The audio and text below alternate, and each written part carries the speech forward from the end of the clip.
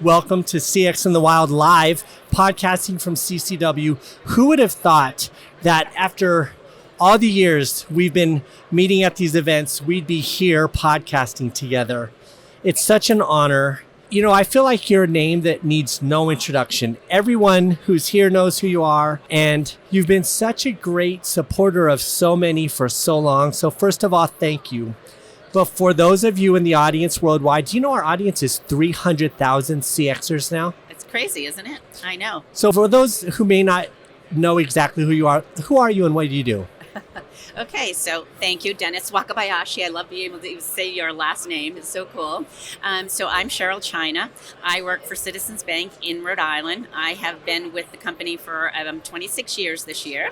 I started on the phones as a specialist way back in the day in 1998. And now I oversee the retail servicing teams within our contact center. I'm an SVP. I've made my way through the ranks, and I'm very proud of the work I've done through the years. So you have such a long history in customer service, customer experience, both within an organization with service agents and customer care, but you've also been such a leader for everyone in the industry. I'd like to just unpack, what is it that drives you to do so much for so many? Well, that's a good question, Dennis. Okay, so I think a little piece of it is I've learned so much through the years, but I've had great leaders that have helped me and coach and develop me, and that's such a big part of it.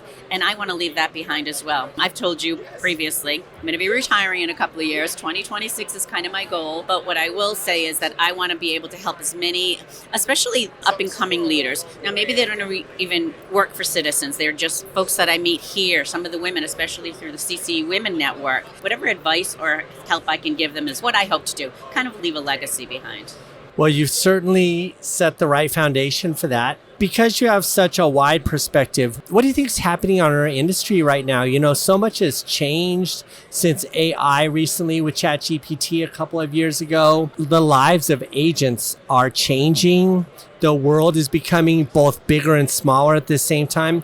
What do you think is happening in our industry right now?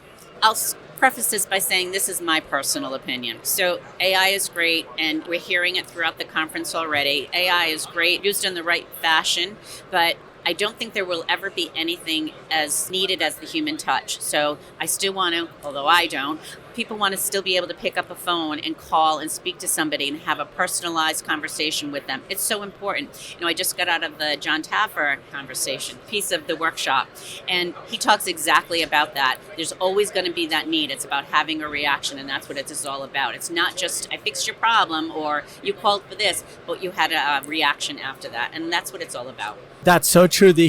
We are where the care and customer care comes from. We're not the data. But rather than pick your brain about the industry, I want to support you on your mission to leave a legacy.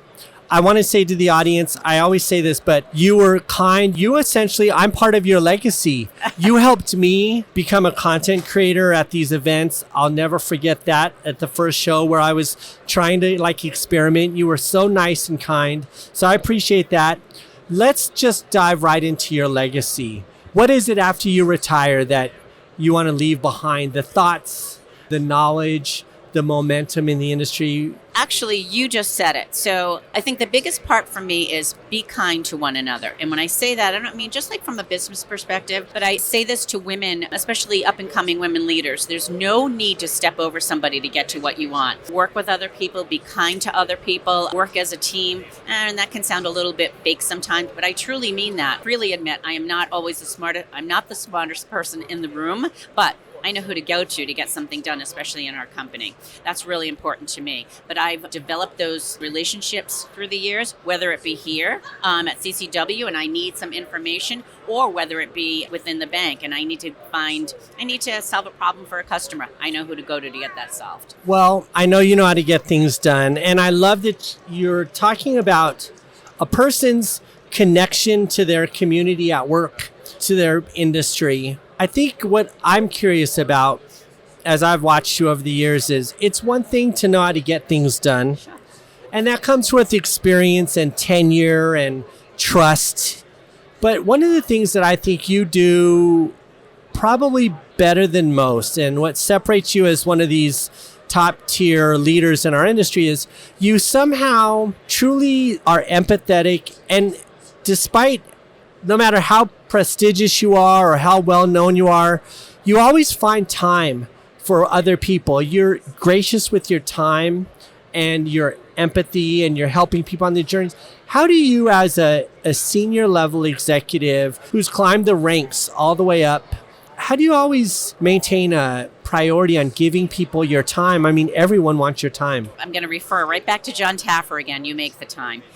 But I will make the time for people that aren't, I'm not a decision maker for a lot of things that happen in our company. So I can invite people in, I can have conversations with them, I could introduce them to the right people, but kindness goes a long way with me. You know, there are some companies, honestly, I've actually had to block for such aggressiveness, and I don't like to do that. I will always respond to somebody, and given, I'm not the right person you want to speak to, but I could, send me a one-pager, I'll forward it to the right person, and I do that. I honestly do that. And I'm kind about it, but when you start being aggressive, that's a different story altogether. So, but I think in this industry, there's a lot of people that certainly we all know one another. It's gotten to that point, but we're here for a reason, and we're here to make it better from a customer service perspective. We're not here just to make money. So we're here to be together in the customer experience industry, again, making it easier for our customers, whatever we need to do. But I think I probably started this. I go around a little bit. I think the one thing that I want to get out of this is the fact that it's just be kind to one another. And if you're going to be nice to me, and that's what started our conversation. You were so kind to me when you reached out to me. I don't know, back in 99, I think it was Mandalay Bay. I don't remember when it was. But you were so kind to me then, and that's what brought us to where we are today. Kindness. Yes. Have you ever, you heard of this newfangled strategy called game theory? They used to teach in the college. It was a hot thing for a while. Silicon Valley tech bros used to be into it. It's kind of faded. Yep. But it's really about the decision making in the context of things. So they were trying to apply it to business. It was sort of like, we're playing a game in a deck of cards in a poker game. What are the strategies? Or in Monopoly, what are the strategies? Because there's context, rules, and decisions. So they tried to make this into a thing. However, they did run some very interesting experiments, and I think you'll appreciate this. They ran an experiment that tried to estimate kindness as a strategy in business. Okay. And what they found out, long story short, is kindness is not an asset in winning in competition. Hear me out. Okay. It's not a favorable strategic position when you only interact with the person one time or it's a transaction of once. But the minute you have to go back to the person a second time or a third time, what they found is people who understand that repetitive relationships require kindness, it becomes absolutely a strategic advantage. And you see this where some less enlightened business people think that being hard-nosed or winning is the thing. Yeah. But it turns out, to your point, mathematically, strategically, kindness in groups where you have to have relationships is the fundamental winning factor. I agree with that. It really and truly is. And it sounds like so easy, or do I dare say lame? It sounds that way, but it really and truly it isn't. It's about making those connections, and I say this freely, but there's a lot of younger generation here that want to meet up and talk with me and meet with me. I've made amazing friendships through here and connections, and that's been so important to me. And I think that they're looking for my wisdom, and I appreciate that. I think we all are looking for your wisdom. Your kindness turns you. You're laughing. I know you're humble. I know. And you're generous with your time.